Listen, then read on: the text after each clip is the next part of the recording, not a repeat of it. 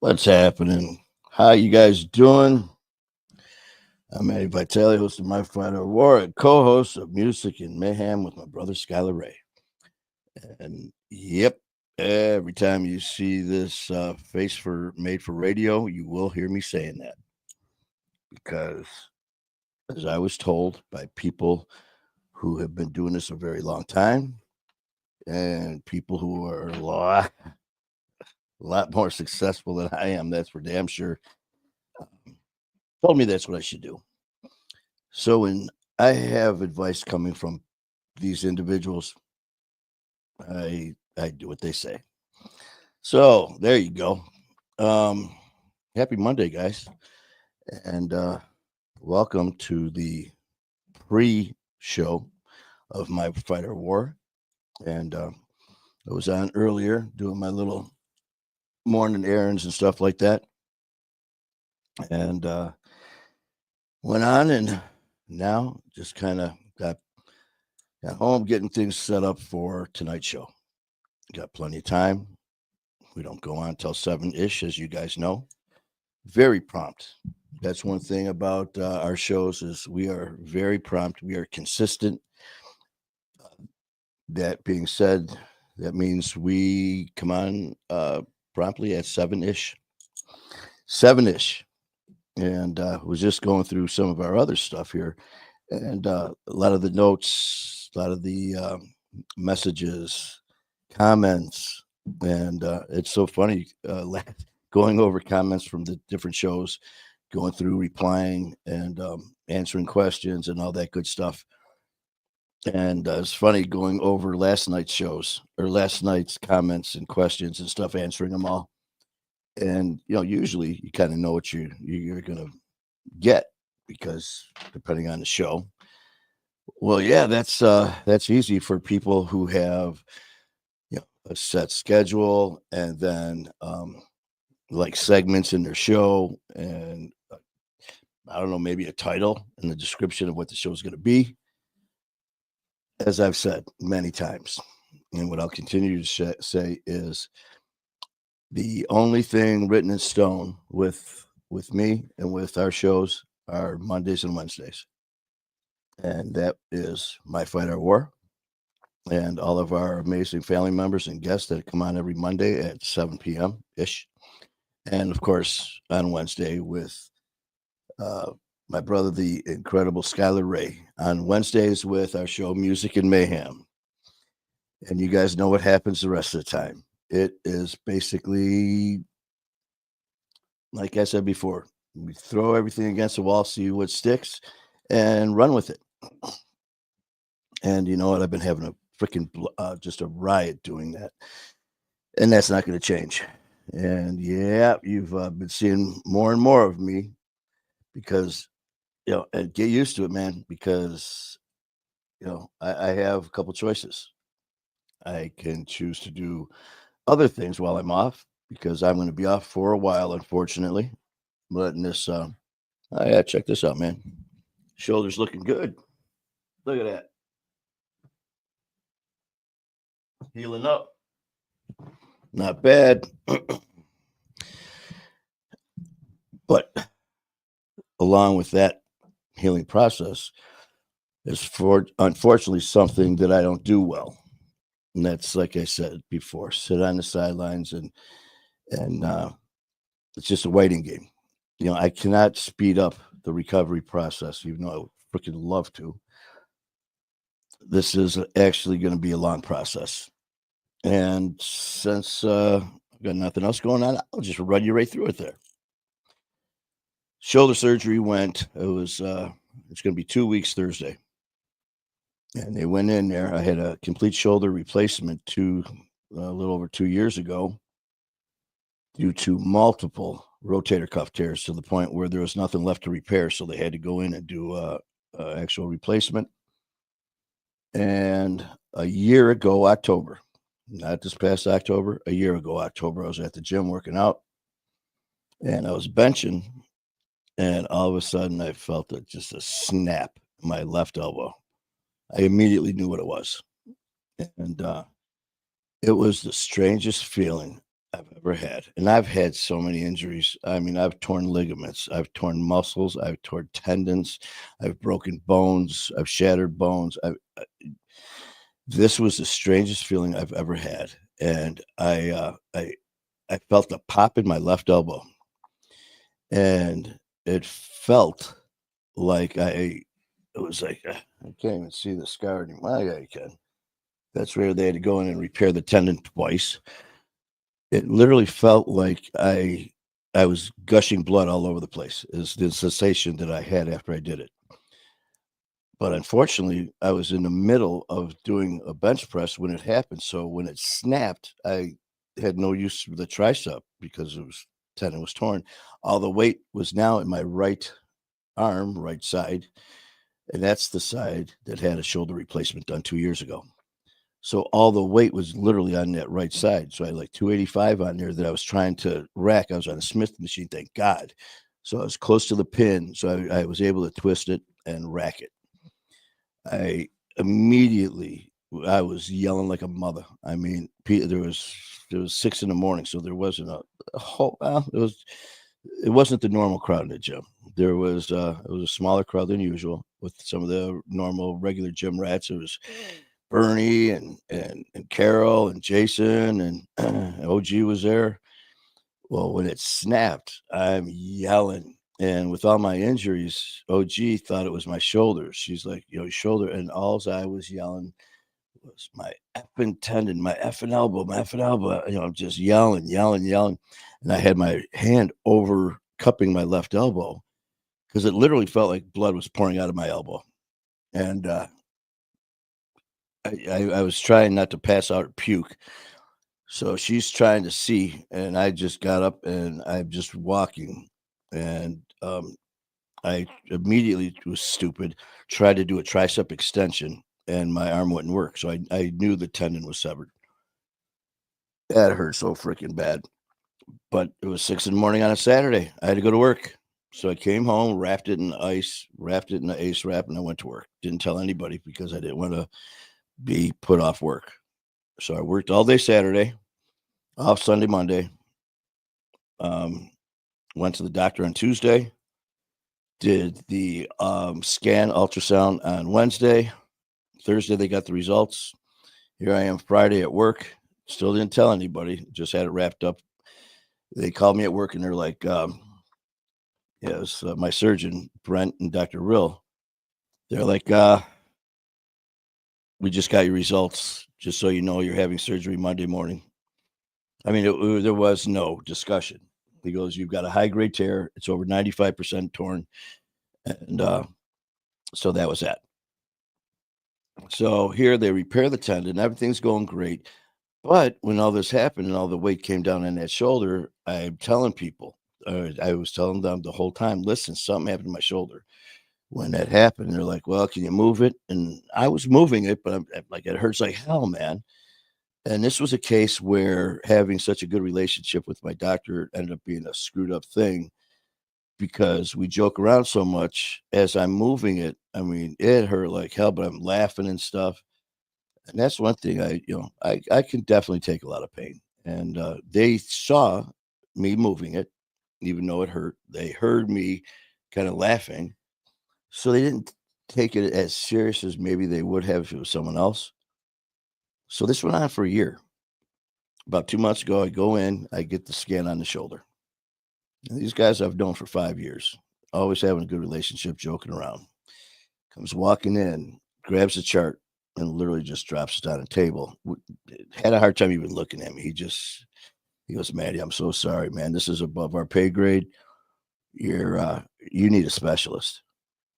Sure as shit, everything's just busted to hell. It was so loose that the hardware was grinding away and shattering the muscle or the bone in my shoulder. So they go and take that out 2 weeks ago, and now there's an infection in there. So I'm on antibiotics for 6 weeks. After that, they got to go in and do a culture, pull that out, which is another procedure. And the doctor already said, infectious disease doctor's like, you're going to be cool. You'll be good to roll.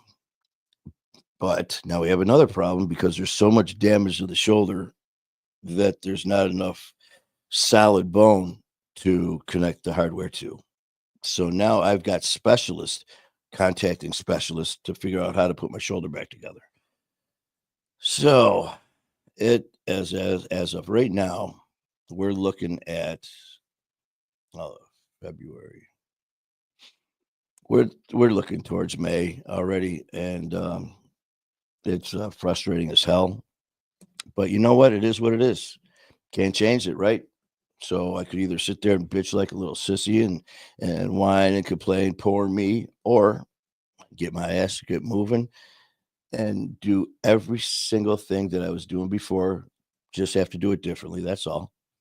So that's what I'm doing.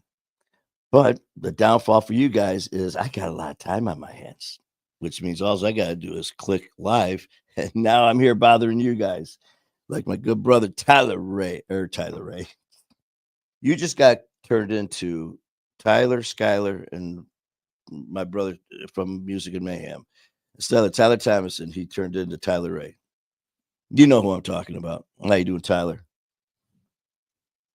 And so that's that. So that was basically me and you, Tyler, telling that story. We're the only ones here, brother. But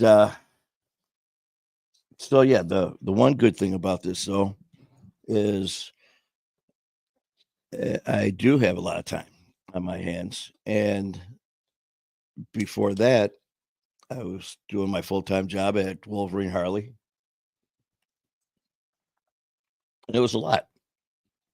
Um, I'm usually at the start of the day was at the gym by 5:30, and and the gym from 5:30 in the morning till 7. Go to breakfast. After breakfast, go to work from up until 6:30 at night. Come home, do shows. So there's not a whole lot of time from 6 till whenever. So I was losing some time. I was losing a lot of things I wanted to do. I wanted to expand in so many different directions. Well, now I got time to do it. So that's what we're going to do. Yep, Laura, here I am again. I told you guys. I warned you. I warned you. I said every time you look at that Facebook, you're going to see this made for radio face all over the place. That's what you're going to get because as a good friend told me, when you're doing something in social media, it's kind of important to have yourself and your content out there. Well, that's all I had to hear. So as long as I got this little clicker right here and point at that live, you guys. And when I'm out and about, grab this bad boy, and we are going live whenever, wherever. So, Tamron, Tyler, Lori, well, I was going to say it's nice to see you guys and nice for you to join me. But I'm sure that you're like, well, let's see, we got nothing else going on. Let's see what the hell he's going to do this time. No, the funny part is I have no idea either. We will just see what happens. So we can recap on some stuff as far as our list of my to-do list that I have to do every day, all day, and update. Which is, I want to thank Carol that came on our show last night. That not on our shows that are dropped on our YouTube channel. So if you could please pass that along, man. If you can let people know to go to YouTube, go to My Fight or War on YouTube and subscribe and hit us up. It definitely help us out a lot. Katie, how you doing?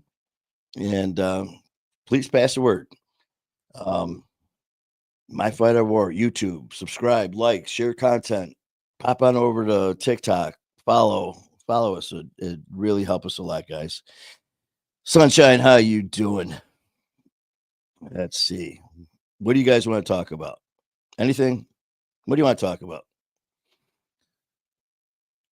Katie, you're always okay. And just to throw this out there to you and Danny, that I don't even have to tell you, but we're going to tell you anyways. You guys, just like the rest of the family, you're always in our thoughts and prayers at My Fight or War. You're always in, positive thoughts, positive prayers, man. Sending it to all you guys, especially when there's things going on. And feel free to let us know. And if you'd like to discuss it, talk about it, you want to throw something out there, we will discuss. We will talk about it. But that's only what you want to talk about. If there's something a little bit too much, then you can inbox me, message me, let me know if it's something you want to talk about, or if there's anything that we could do here at My Fighter War to help in any way. We'll do what we can for you. That's for sure. Let's see.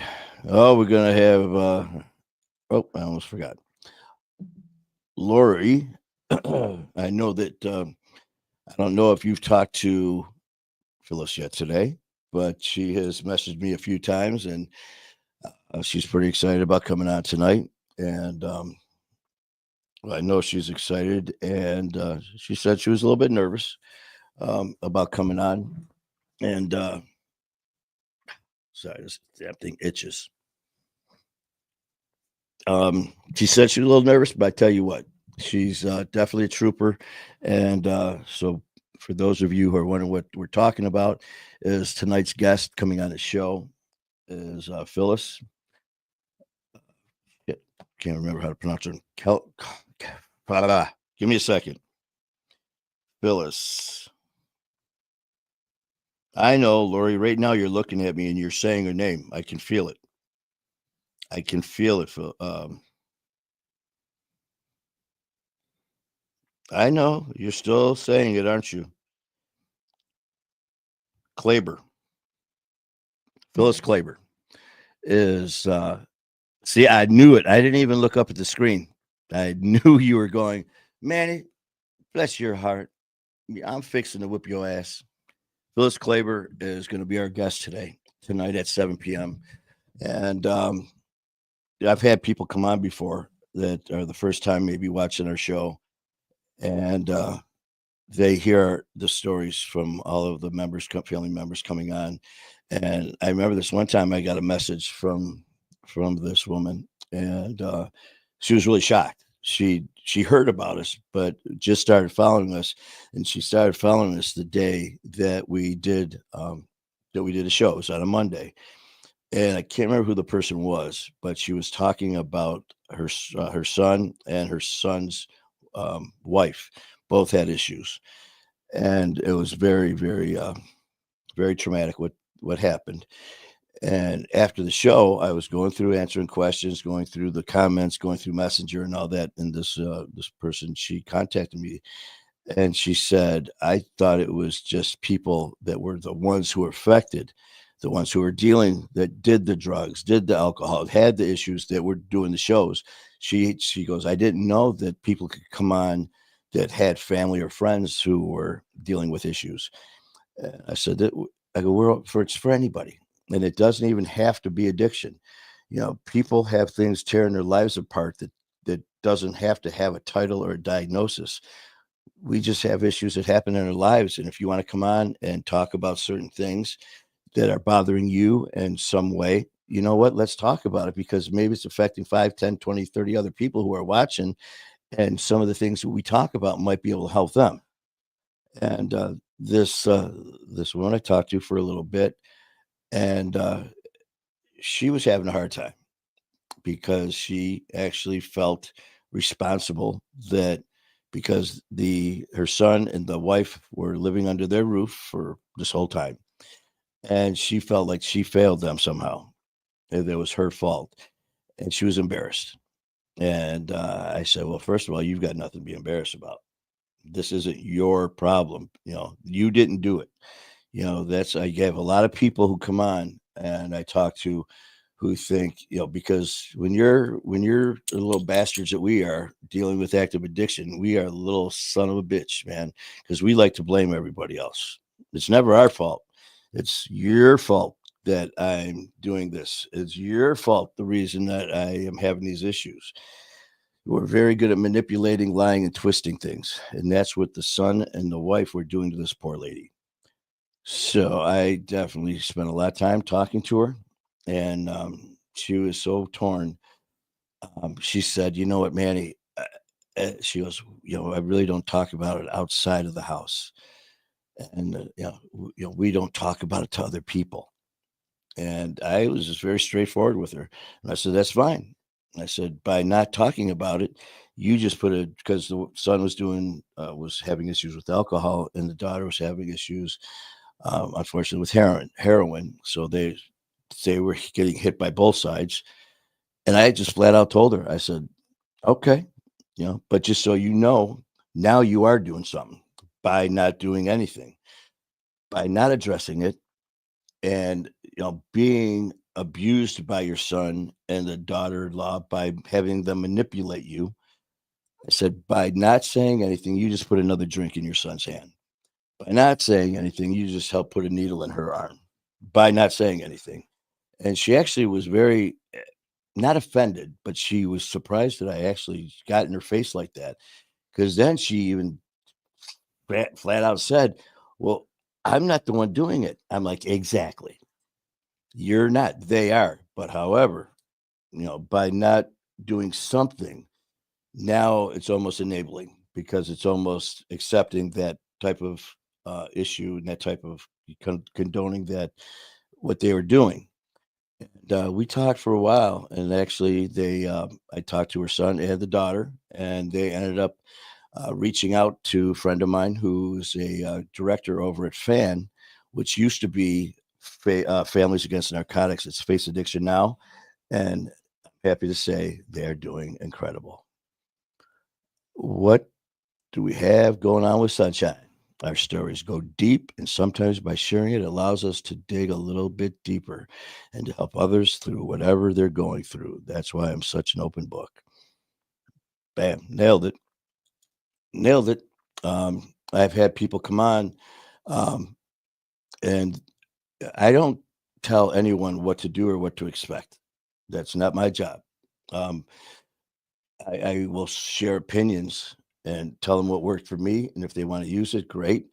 Um, but what I do talk to a lot of people about is how it's almost like you're suffocating a slow death.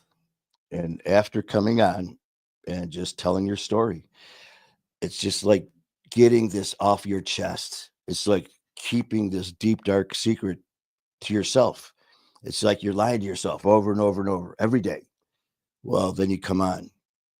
Now you're on live, man. You're on live to the world and you're telling your story. And I've had a lot of people say that they didn't think they could do it until they start. And then it just flows.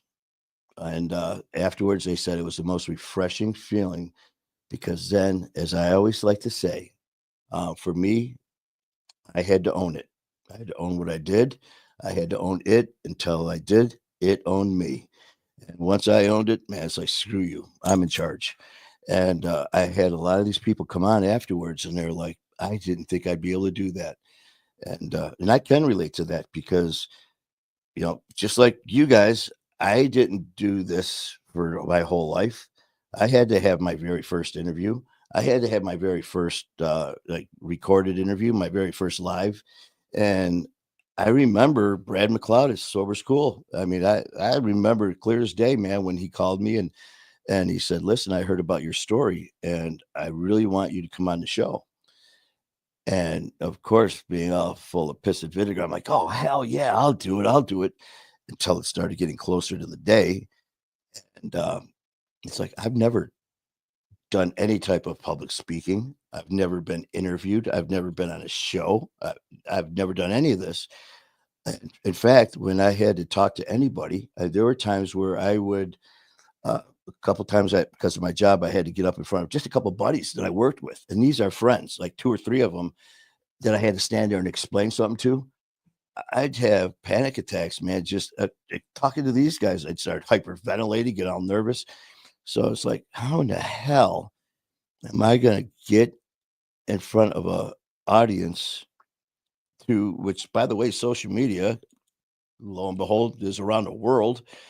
And I did. So just like a lot of people who are telling me they're nervous about going on, I'm never going to make you say anything. You say what you want to say and don't say what you don't want to say. But for my first one, I remember sitting there and it was a audio only. It was like basically doing a radio show. No one could see. I could see him and he could see me. That was it. and it was recorded. So um, I remember sitting there, and Brad McLeod, he's like, "Listen, man, I appreciate you coming on. Uh, how many shows have you done? Are you used to this format? Used to this?" And I had no clue what he was talking about. And then I politely informed him, "I've never done a show in my life. You're the first one." Well, I could see his face, and he was just like, "Oh, okay. Well," and he didn't miss a beat. I love Brad, and I owe a lot of this to Brad because he was my first person that gave me a shot. And not only did he give me a shot, but it went so well that he started calling around and telling his friends about me. Dan and Donna from Hard Knocks, which by the way is live, and it's audio and video. It's like being on TV. So I had my first two was a recorded audio and then a thrown right in the fire, and it was awesome. And I had such a great time. And I immediately told Brad McLeod, I told Dan and Donna from Hard Knocks, this is what I want to do. And the rest is history. Now you can't shut my ass up. So there. All right. Looks like Sunshine's got a lot to say. What do we got here? And as you were asking me a question when I was on your podcast, you brought out memories that I didn't remember. And as I listened to it this morning, I was not in shame, but I found myself being proud of myself for where I am today in my recovery and for what I'm doing in the world today. There you go. There you go. We have nothing to be ashamed of. Nothing. Nothing at all. Addiction is just a word. It's not a death sentence. And actually, as far as being ashamed or embarrassed, I'm damn proud to be able to sit here doing what I'm doing. And I'm freaking proud to be able to look at all of you, talk to you, and have guests come on, and for me to go be a guest on someone's show and share my story. For one, I'm alive still. And last these specialists, I'm supposed to be dead right now. They came in and hospice took over my care. They told me I had to say goodbye to my family. I had to tell my mom and my family goodbye because all of the specialists said I'd be dead in less than 6 weeks. Well, I'm still here. And I remember telling Dan and Donna from Hard Knocks about, they asked how I felt doing what I'm doing and being labeled, as an addiction and all that. And how some people, I had this individual one time say how weak and selfish we were and all that. And you would have said that to me back in the day, I would have handled it a little differently. Um, but after taking a step back, I looked at him and I said, you know what? You're right. Absolutely right. We are weak, cowards, and selfish when we're dealing with active addiction. I go, you deal with us in recovery and sobriety and sober. I go, we are freaking warriors. We are champions. We are elite. And he kind of gave me a little smart ass smirk. And I'm like, listen, I go, that because this is the guy that said he doesn't know any, or he's never had any issues with addiction because he was stronger than that. No one in his family, and no one, he doesn't even know anyone. That's how crystal clear and squeaky clean this Gomer was. And I said, oh, okay. All right. I go, well, I tell you what, since we're talking about elite and strong and all these things you just said, I go, that's one thing, to say all that stuff, but we're a hell of a lot stronger than you, boy. And I said, think about your issues that you just told me that you deal with. Oh, yeah, his normal life. So I rattled them off for him. I go, so you go to work, you have issues at work, you have personal issues, family issues, financial issues, health issues. You've got all these issues, right? Yeah. He goes, but I deal with them without alcohol or drugs. All right. But you have all these things that pile up every day, right? Yes, I do. I'm like, okay. I go, guess what? So do we. But on top of that, we're dealing with beating and battling addiction 24/7 on top of everything you just said. I go, so who's the bitch now? And he shut up and walked away from me. So I gave him his due. And when he said that we were weak and cowards and we were selfish, I I said we were right. He was right on, man. When you're talking to someone who's dealing with addiction, because addiction preys on us at our weakest, and we don't care. I mean, I'm going to just speak for myself. Was I selfish? Yep. Did I care about anyone else? Nope. So he was right. And I'm not going to tell the man he was wrong when he was right. However, I thoroughly enjoyed correcting him about dealing with us when we were during our recovery, in recovery, and when we are sober, because I told him that we were elite warriors and he couldn't touch us. And he mumbled under his breath as he tucked tail and left. So, what you guys think about that? You guys are like sleeping right now. Katie, Danny. Oh, no, no, Dan, just Katie. I didn't mean just Katie, by the way. All right, did I miss anything up here? Um,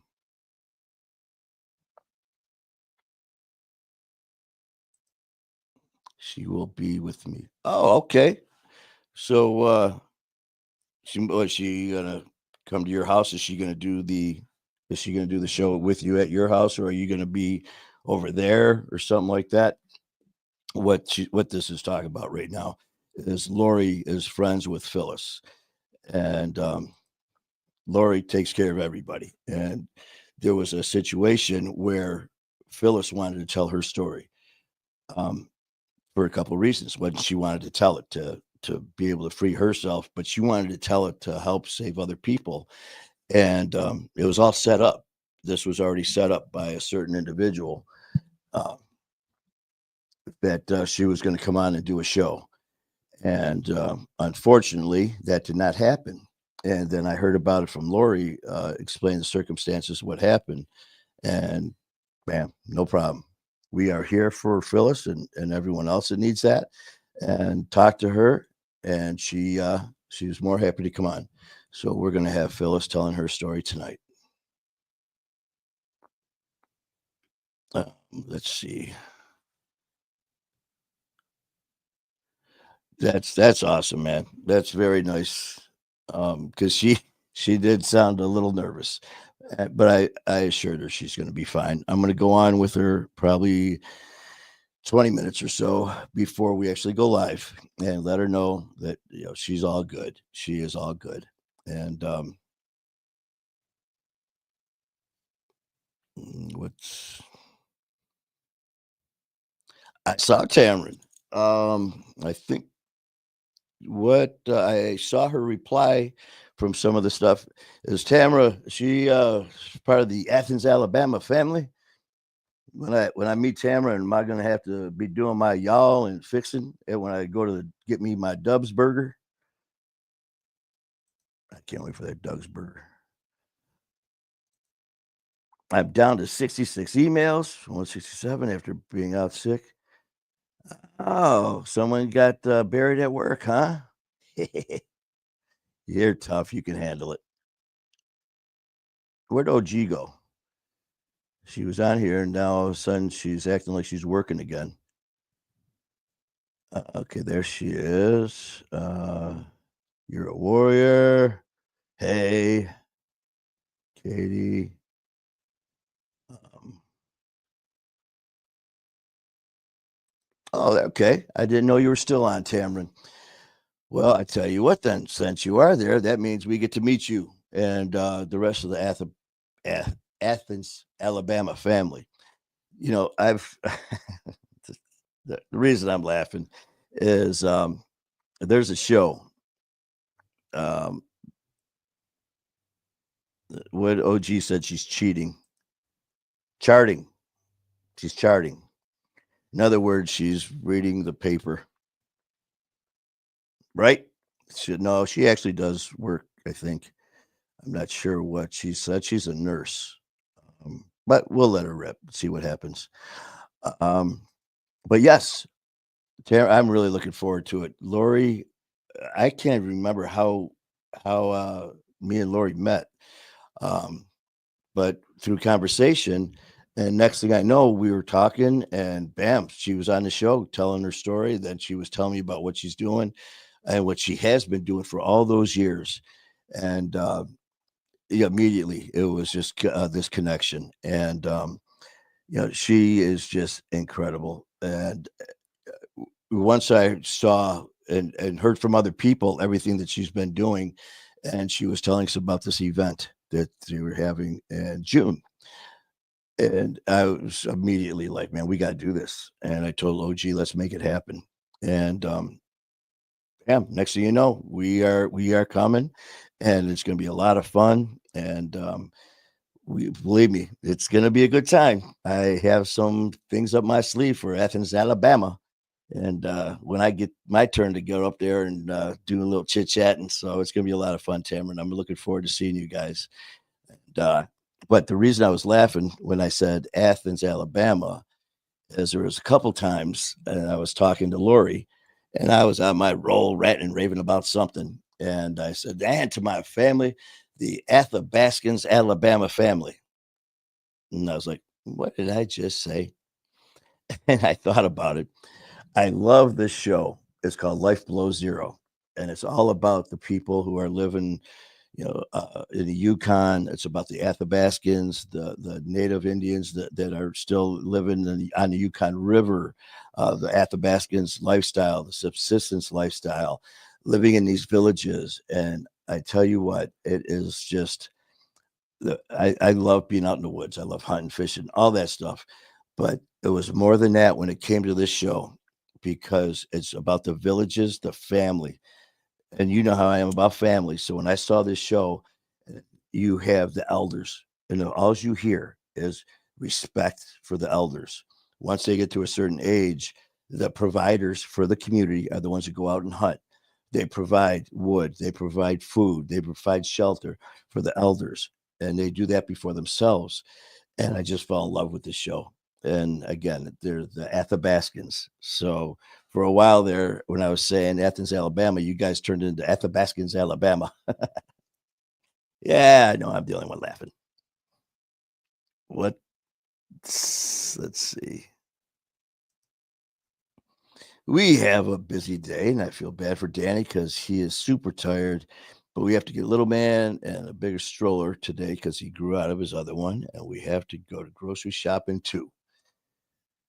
I tell you, I love that. Katie and Danny, or I think it was Danny, sent me a picture of little man. He was sitting there, and Danny's. This was after my shoulder surgery, and I think it was either that night or the next night because I had to stay in a recliner because I couldn't lay all the way flat. And I kept talking about just sitting down in the recliner. I'm out like a light. So Danny sent me a picture of little man sitting there just out, and I'm like, yeah, yeah, that's me. But you guys take care, man. Just take your time. Enjoy little man growing out of that chair. Enjoy little man every second because next thing you know, he's gonna be shit. I don't have any kids, but all my cousins and nieces and nephews and all that stuff. It's like one minute I'm holding them in my arms, and now they're off to college. So, man, I tell you, watching them grow up is just unbelievable. Let's see. All right. Well, I kind of got all the agendas situated.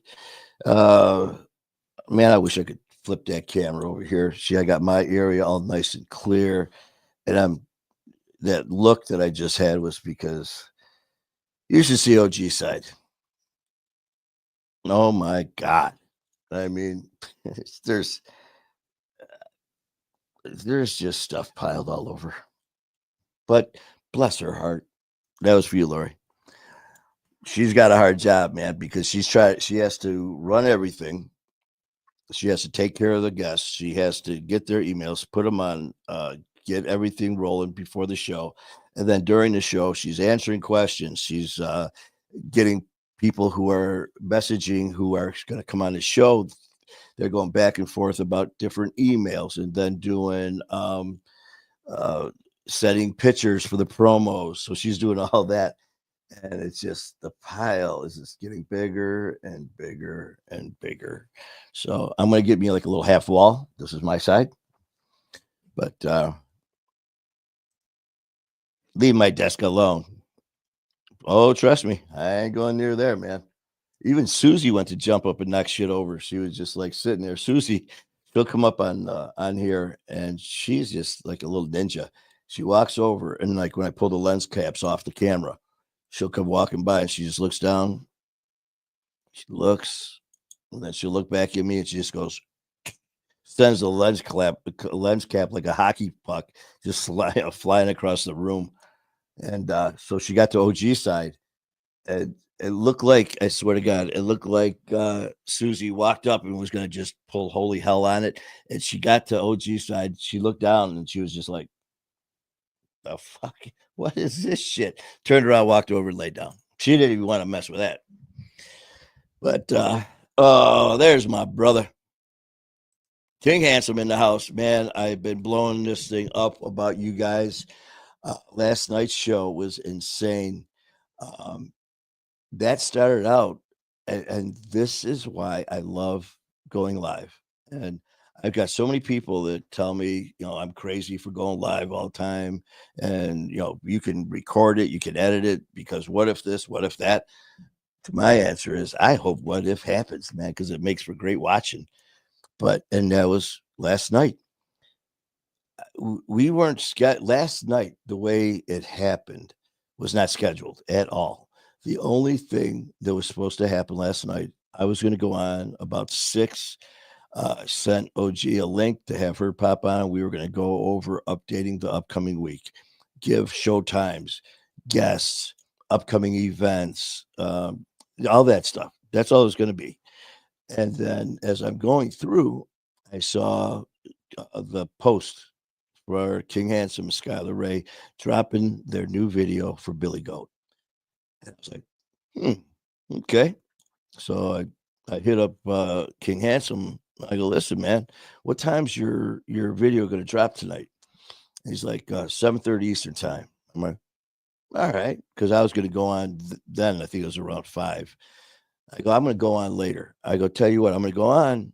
Why don't you pop on? I'll hit up Skylar and we'll do like a little show about you dropping your new music video. King Handsome, bam, I'm in. So had it lined up. I hit up OG and I said, listen, here's what we're doing, a little change of plans. Oh, okay. So in the meantime, I hit up Skylar Ray and left him the message. And he was exhausted, man. He's just, all he does is bust ass too. So he had a lot going on. So he actually was a little under the weather and got back with me. He said, you know what, just for us to do it, and he'll be watching.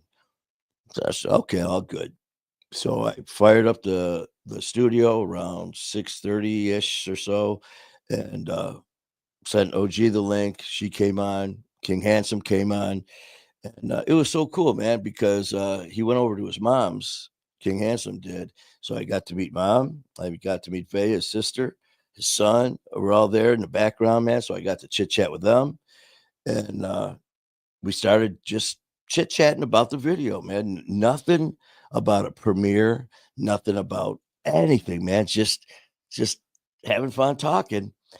And the way it's set up in the studio is me and Skylar Ray are the only two that can control things, as far as like looking at the monitor and clicking in, as far as out, as far as who's in the frame, who's out of the frame, who's coming on, who's not.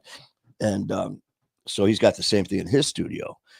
So I'm sitting there, and all of a sudden I look to the right and I see Skylar Ray pop up in a few comments. It's like, okay. And it was around 7:00. So a couple comments back and forth. And let's just say I know Skylar. And I'm like, his ass ain't staying in the comments. I didn't say anything, though. And so we're going back and forth. And about 7:15, I look down off screen. It's just underneath there, like called the green room, to put you in before going live. And we've got we had me, OG, and we had King Handsome, but I brought him up into the studio. All of a sudden I look down and I see this flicker, and I was like, bam, there's Skylar. And I didn't tell anyone, no. So we're sitting there, and all of a sudden, about quarter after, ding, Skylar Ray pops into the monitor. And we just start bullshitting, having fun, and now things are picking up a little bit. Well, the whole plan was I just kept telling people, make sure you go to Skylar Ray, YouTube with Skylar Ray, Billy Goat. Please check it out. Get these independent artists, show them some love. The more plays, the better. Get this going. So for like 5-10 minutes, that's all I kept saying. At 7:30, go to YouTube, Skylar Ray, King Handsome, big premiere. And then it was about 25 after. Skylar, he goes, "Hey, Manny, I could put this on the live." And I'm like, "Let's do it." So it was like 4 minutes before 7:30, it was going to drop. He does his little IT magic, and all of a sudden the countdown came on, 30 seconds, and then bam, here it comes. The live, the premiere, the dropping of their music video, Billy Goat hit, and it was like someone lit a freaking bomb because all of a sudden the comments are just boom. That was great. This is insane. You just see us all bopping on the sides. The music's, it was just so much fun. And then the comments are flying in. Then other artists are popping in. Other artists with DJ Bobby Boom are popping in. So the artists that are hit me up that are going to come on the show are hitting me up during the show on my phone and the comments. It was insane. And it was just like, holy shit. So we watched it. And then we were going to end it. We were going to end. But as soon as I started to wind things down, I looked and people are starting to come on now. They got that heard what we did and they're coming on again. I'm like, I just got to tell you what, some people missed it. Let's drop it again. So we did another one. And man, Lori and you guys saw what happened. It was insane. And it was so much fun. And that is why I love going live, just for that. So totally unexpected. And you nailed it, brother, right here. This sums it up. That's what it was. Nothing planned. We didn't sit there and have to bait in an audience. Hey, watch us at 7:30. Come and check us out. It just happened, and it was insane. It was so much fun.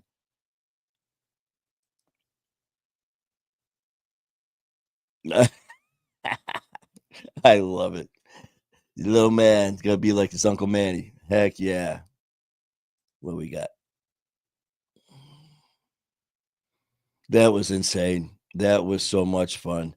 It really was. Everybody has, after the show, my phone was blowing up about the people, the comments, the show itself, and then the live drop of the music video. And a King Handsome, this is for you. We're Contretto, man. We're country and ghetto. We're Contretto. Oh, Lori, you just wait till I get there. I cannot wait. It is going to be such a good time. Gee, I'm really looking forward to it. And definitely looking forward to see who the poor sap is that wins that raffle. It's going to be a ride. It is going to be a ride. Yeah, he saw that. I didn't know that you and King Handsome had that whole language barrier that you made up in your southern draw. So there you go. We'll have to be breaking that out when we get there as well. But what do we got here for a time? It's 3:00. All right, guys. Well, I am going to give this a little break. Actually, I'm going to give my voice a little break because it's starting to go again, and I am not going to let that happen. So, thanks for chit chatting with me for the last 48 minutes. Definitely appreciate it. And as I said, for the next it's probably 8.5, 9. You got 9 more weeks because I've got 4 more weeks of antibiotics I got to take, followed by 2 weeks of nothing just to let everything clear through my system. And then they got to go in and do the culture. And then after that comes back, okay, I've got to go in for another 3-4 hour surgery to reconstruct my shoulder. So you guys are stuck with me. So there. All right. Well, you guys have enjoyed the rest of your afternoon. And please spread the word about tonight. I know that Phyllis, she's nervous. I mean, she's fine. I mean, she's excited. She's excited, nervous that she has going on. But I know it means a lot to her because during our conversations, she said more than once that she's been passing the word to get as many people as she can to watch. And that just shows you what a strong person Phyllis is, because here she is admitting that she's obviously it's normal, man. She's never done a live show before. But what does she say right after that?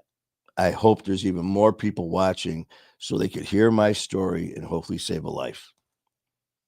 That's what we have in this family. So thank you, Phyllis. Thank you guys for spending some time with me. And I will see you promptly at 7-ish Eastern time. Love you guys.